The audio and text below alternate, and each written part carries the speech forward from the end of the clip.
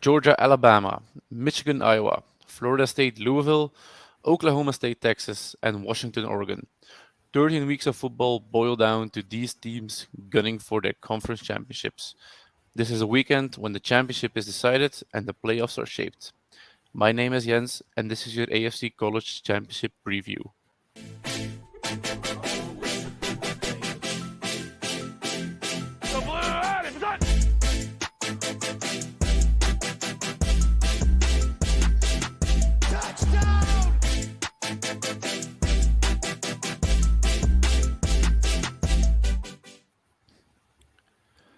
Finally, Alexis, 13 weeks have passed by, actually 14 if you count week 0, and we are finally at the conference championships. It feels like this season has gone on for 5 minutes and we are already deciding who's crowning or who's to be crowned champion for this season. How do you feel about the upcoming championship or conference championships? Yeah, of course, I'm excited for those games. It's always what you look out for, what you look forward to, and the playoffs after it. But of course, it's a pity the season is already coming to an end because I would have liked to see a lot more football. But it is what it is. This is why we follow it and why we look forward to it, of course. So. Yeah, of course. It's been a wild ride this season. We've seen a lot. We've seen drama, and I'm thinking of Colorado because that team was for just a second was the most popular team in all of America, and then sizzled most out. popular and most hated at the same time. Yeah. For one or the other reason, they managed to be the most hated team, but it was mostly among non-casuals because the people who are following college football day in, day out, they most likely didn't really appreciate Colorado stealing their thunder. But I mean, for casuals, it was a great thing. And in a sense, I thank Colorado as well for bringing some attention to college football because we've seen an increase in the viewership this season. We've seen an increase in people taking an interest up in the sport. So in a sense, you could maybe attribute that to Colorado and their success they had in the beginning. Of course, never they were never able to sustain that success. But for the better part of 3 or 4 weeks, we were kind of excited to see Colorado play in the weekend. Yeah, probably a few NFL fans who started following Deion Sanders. They got to watch some college football more than they did before. So for that, we can be grateful to Deion and Colorado. Yeah. Is that what you're going to remember most at this point in the season about the past season? I know this question comes a bit unexpected, but the unexpected answers are probably the best. I don't think this will be the moment of the season for me. I mean, there's been a lot of nice games we've seen, like Oregon, Washington, like Ohio State, Michigan past weekend, and of course we went to see Georgia Tech against Georgia, which was a nice game too.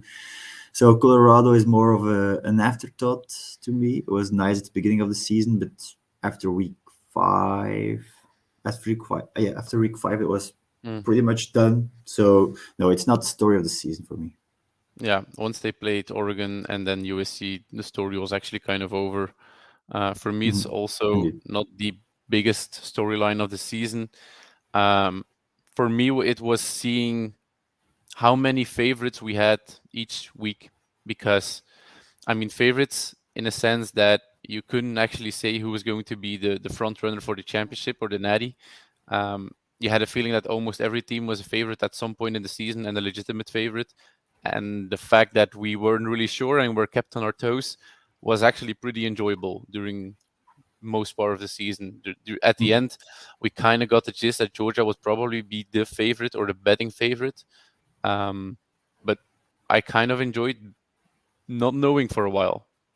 Yeah, and now still we have 8 teams who have a decent shot at making the playoffs, and every team there's an argument why they could win it all. So we have not seen that in a long time, and for me that too is the storyline of the season. How many teams are playing very well, and how many teams could win this national title, and that we do not have one clear favorite that just is a whole lot better than the others. Yeah. Do you have the feeling? So we now will preview 5 games. We're already 5 minutes in, so we have a little bit less time. But do you have the feeling that there could be a team who's not playing this weekend who could be in the national championship or could go to the playoffs?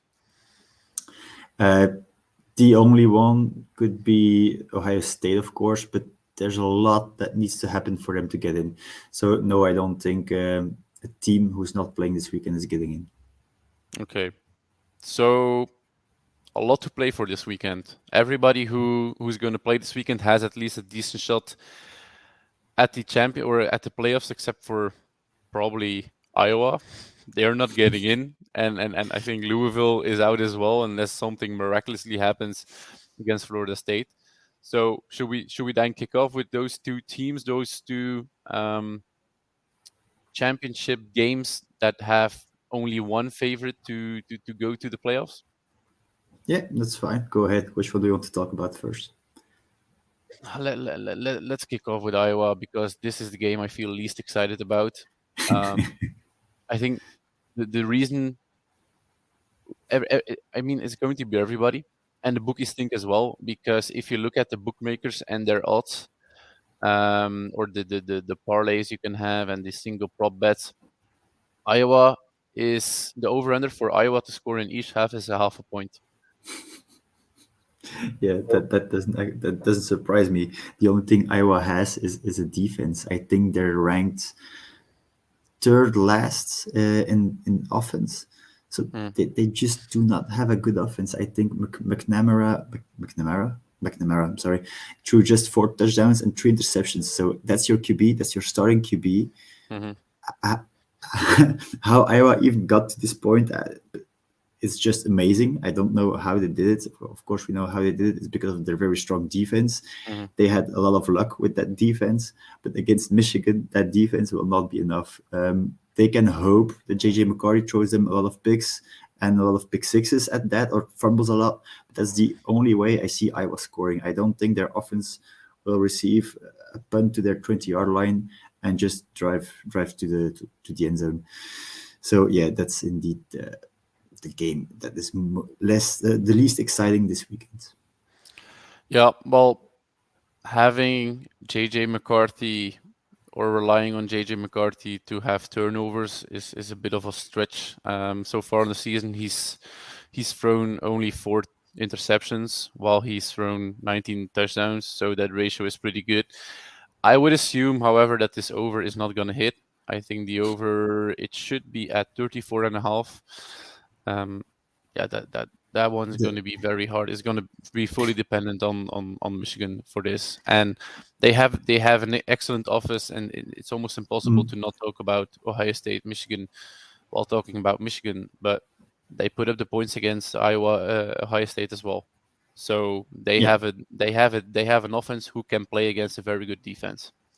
they do, but I don't even think the over will hit because Michigan will be done in this game easily, and then they'll just stop. They won't just put it on them. I don't think so. They will.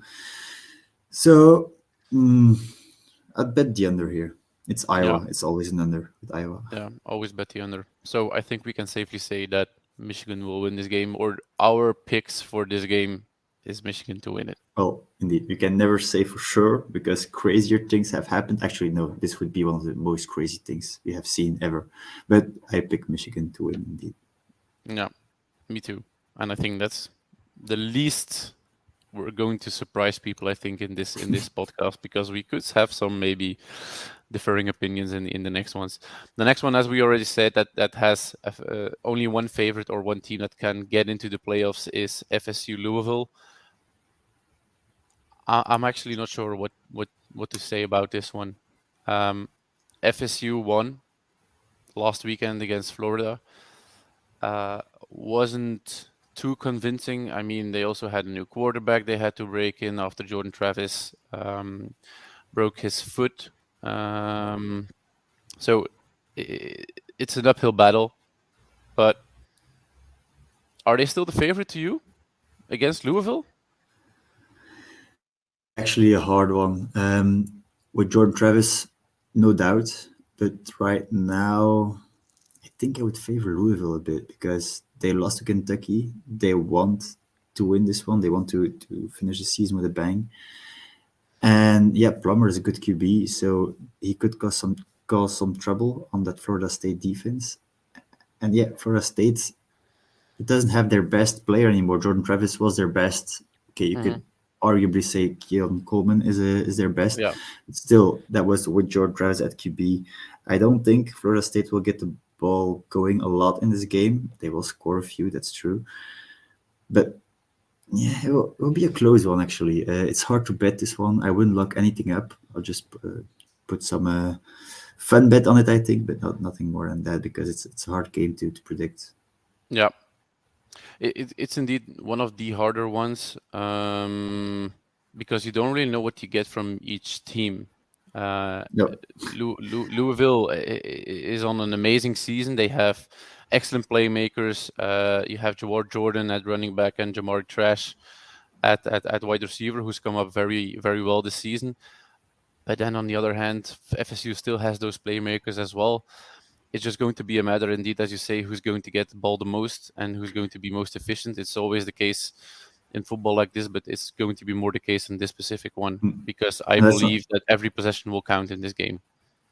let's not forget it may be the best defense they face all year. Louisville it is then. They face the best defense in FSU. So they scored quite well this year, but against that defense, they score a bit less, and Florida State will not score as much because Jordan Travis is not there to throw the ball. So it will be defense in this game, I think. Both defenses will be extremely important here, and I think the best defense will win. Yeah. So who are you going to pick? Then it has to be Florida State. They have the best defense. Yeah. I'm going Florida State as well. Both 2 for 2. We're agreeing on 2 games. Well, Yeah, now we're I, getting into the nitty-gritty ones, but I thought a lot about this one, but of course, for Oregon, I hope Louisville wins this one. But I think it's FSU. why do you want Oregon to win this one? FSU this one to win this one for Oregon? No, Louisville has to win it for Oregon, Or yeah, actually. why does Louisville have to win? Well, because let's say FSU wins and Alabama wins, they could make the case to leave out Oregon and put FSU and Bama in. And Georgia will not be left out because of Oregon. Yep. I mean, a lot of So scenarios can still happen, and there's a lot either to. Georgia needs to win, or of course Oregon needs to win too. But otherwise, Georgia needs to win, or Louisville needs to win, and we'll talk about that later. Yeah. So what do you think about Washington, Oregon then? Yeah, it's Does Oregon have a decent shot in this game? They're the yeah, favorite right now. yeah. They are the favorites, and it's quite rightly so actually, because since the game they had between each other, it was a very close loss for Oregon with 3 4 down conversions that they didn't convert. But since then, actually, Washington has been playing bad in my eyes, not to their level actually. While Oregon has just skyrocketed. I mean, Bo Nix is playing on a Heisman level. He has the most passing yards in college. He has 37 touchdowns and just 2 interceptions. So that's actually amazing. He was even benched for a whole half against Arizona Hmm. State.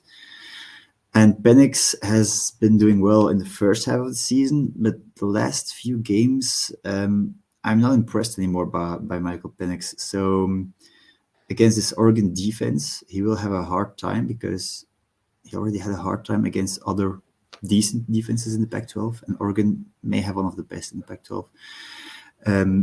Yeah, and let's not forget Washington's defense is just horrible. So put that defense against Bo Nix, against Troy Franklin, against Bucky Irving, and they may have a big problem.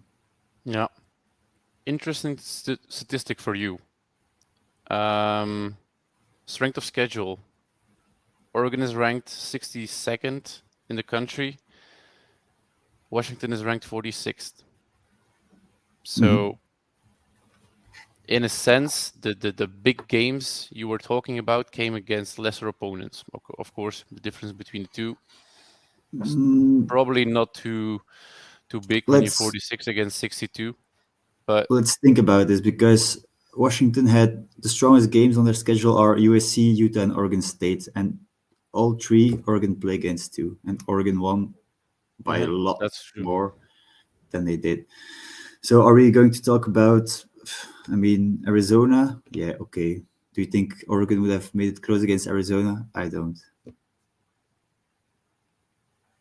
The way Arizona has played, I'm not too sure. I'm feeling confident saying they wouldn't have made it I'm close. I'm not putting Arizona above Oregon State or not putting them above Utah for that matter.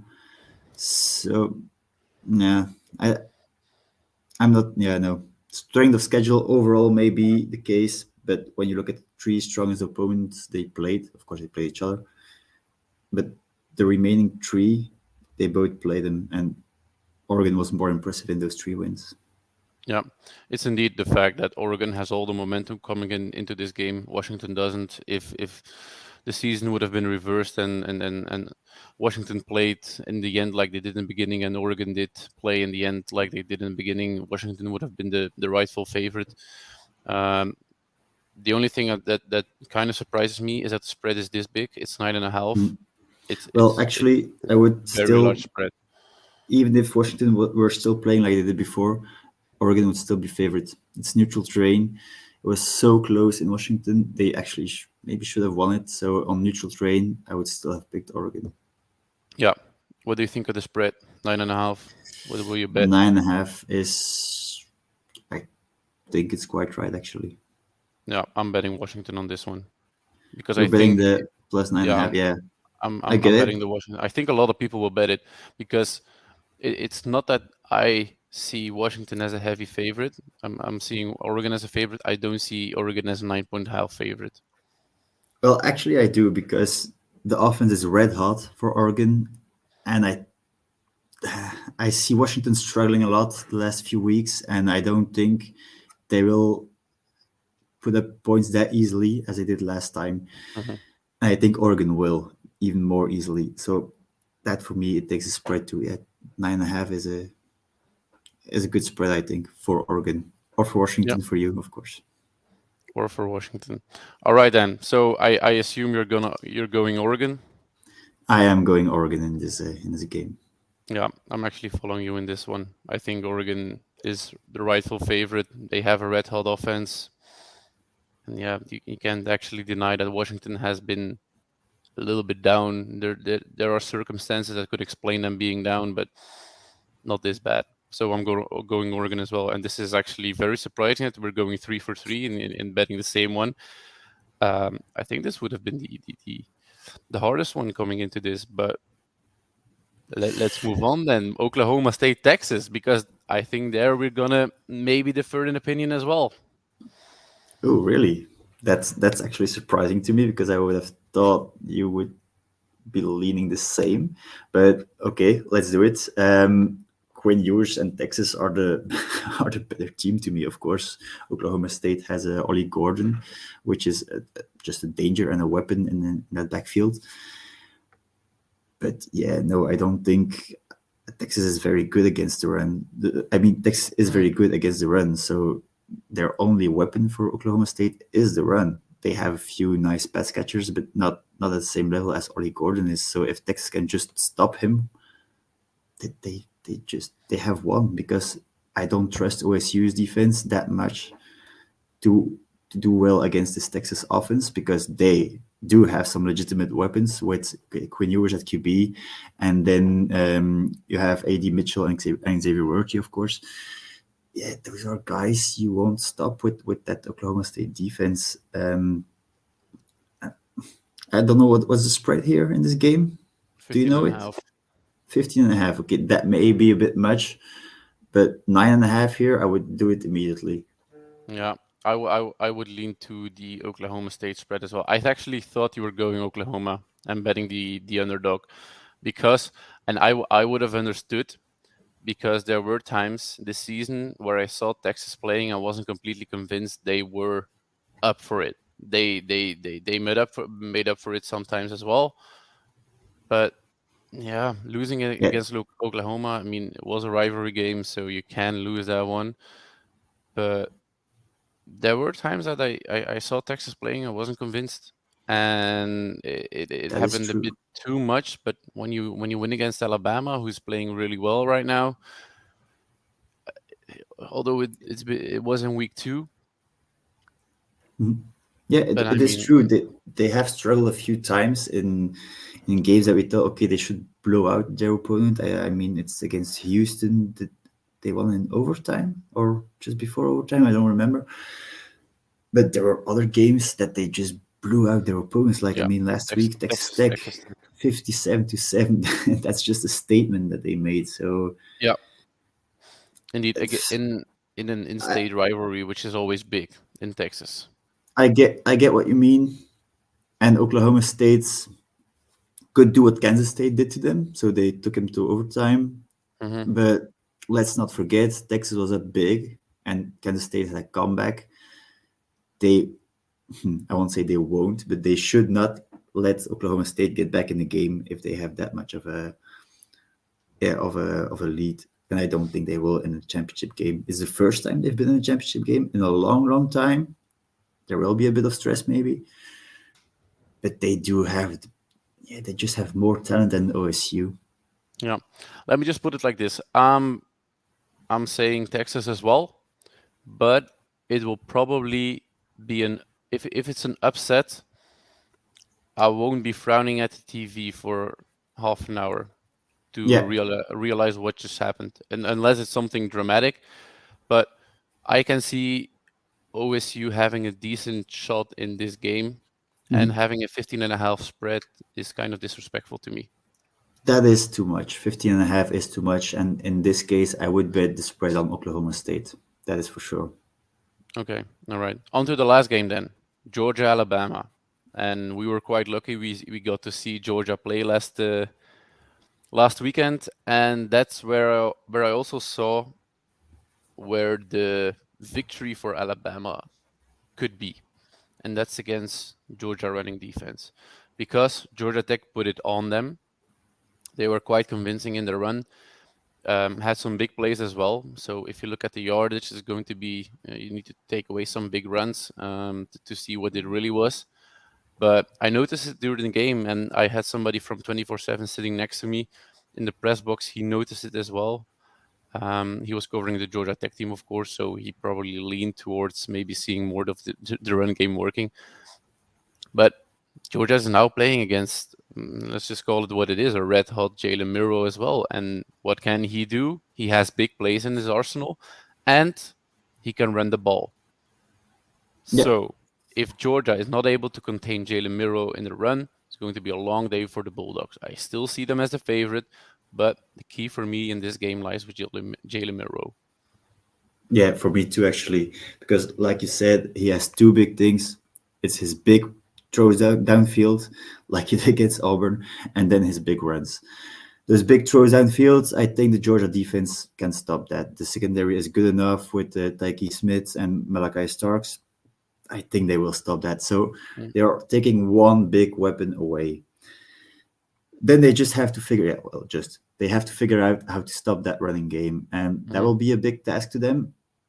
But I'm actually quite confident that they will solve it because if you push Milton to only run, I don't trust him to do only that. So yeah, I would favor Georgia, of course, again. Um, but it all depends on Yeah. Milrow. Yeah, yeah, indeed. Yeah, you had me going there again with Milton and Milrow. Oh, did I say Milton? It's been a hiccup this season so far. We've both made the same mistake. It's 13 weeks into the season and we still get it. I think we're not the only one, but we're talking about Milrow, who fired a But rocket Hail Mary against Auburn to win it. Cla- Classic Iron Bowl ending. but on the other side, I mean, Georgia's offense has been playing well, but this Bama defense is maybe the best they have faced because I Mm, mean Dallas Turner and Braswell are just, whew, I mean they have 16 sacks and 5 forced fumbles. That is not just a defense. So mm, Carson Beck will be under a lot of pressure. He will not have a lot of time to throw. So let's see what he can do with that. We have not seen him under a lot of pressure this year. So that could be a yeah, key matchup too. I mean, Milrow is the key on the Bama offense against the Georgia defense. But on the other side, Dallas Turner and Braswell are the key for Bama on defense. If they play like they have been playing all year, Carson Beck could be in for a rough day. Yeah, he indeed he's lucky that he has such a great offensive line in front of him, or decent enough offensive line. We saw Marius Mims on the field. We have a picture of him standing next to Kirby Smart and the referees. It almost looked photoshopped how big the guy is. Yeah, indeed. It's yeah, it's Georgia, of course. So they are known to have big guys. We have seen actually a high school player who committed to them, also a huge guy. So Bama's defense will have their work cut out for them, but with Turner and Braswell, they have a big advantage. Yeah. Okay. Who are you leaning to? This is a hard one actually because it could go all. And Georgia Bama is always a hard game. I mean, 2 years ago, Bama beat them in the regular season and then lost to them in the championship game. I I still think Georgia has a better team overall, so I have to go Georgia. Yeah, I'm leaning Georgia as well. Okay, so 5 out of 5, all the same. I wouldn't have expected this. If I would bet something in my life, it's as disagreeing on at least one or two topics. But yeah, 5 for 5. Pretty Okay, much so that impressed. that Do means we you? won't have everything right. There will be some upsets here. Okay. Which bet was with your heart and which one was with your head? Well, actually, I did everything with my head right now because with my heart, it would be Oregon, of course. It would be Louisville. It would be Texas and maybe Iowa just to fuck everything up, but not really because I like Iowa or something. Just would be funny. Hmm. But no, I made all the picks with my head this time. Yeah, indeed. So, in the end, which teams do we have in the playoffs? We have Georgia, we have Michigan as unbeaten teams. We have FSU as well. Can't leave them out. Then it's up to Texas and Washington and Oregon. I think it's pretty clear which team gets in from those two as well. So Michigan, Georgia, Oregon, FSU. How do you rank them? It's going to be, in my opinion, you have Georgia at 1. 2 is Hmm. going to be Michigan, in my opinion. 3 is probably going to be Oregon. I mean, Washington is at 3 right now, so you have to put Oregon at 3 as well, Yeah, I think. yeah. And I then just 4 is don't know. FSU. I just don't know if they would like put a one-loss Oregon team before an unbeaten FSU team. So that could be interesting. 1 and 2, I agree, and 3 and 4, it could easily be switched up. Yeah, So we'll because have to see. yeah, it's quite important because it's either Oregon is either playing Georgia or Michigan, Yeah, and Georgia is playing either yeah, FSU or Oregon. So mm, indeed. Just one question: what if FSU loses? They're out, of course. But who do you put in? So do you put in Washington if Oregon wins, or do you put in probably Texas? Then it would be Oregon and Texas. it depends on how the game is going between Washington and Oregon because I could see them do it and put in a second Pac-12 team. So yeah, because the loss is against Oregon, you would put that higher than the loss against Oklahoma. That's what it comes down to then. Yeah, yeah. Interesting. You have an unbeaten It's team. You have an unbeaten team just up until the playoffs. You had the same thing with TCU last year. They were unbeaten, lost against Kansas State, and they were still in the playoffs. okay. So Well, just maybe a last one. I'm sorry. If you have Bama wins against Georgia, yeah, but Texas wins too, what do you do? Because that is actually interesting. Alabama has lost to Texas, so you can't really switch them with Texas. But Alabama would have a win over the number one ranked Georgia. That poof. should be fucked up. Yeah, that will be fucked up indeed. And I would try to keep it under 30 minutes, but answering this question, it could take me over to 40 minutes. Okay, all right. Quickly, let's wrap it up before the 30 minutes and still answer this question. So, Alabama and Texas. So, Georgia, in my opinion, is still in. They're going to keep them in. You have Michigan, you have Oregon, and then you have. It's going to be Florida State. So I keep Okay. both of them out. Interesting. We'll see, I guess. All right, that's it for us then today.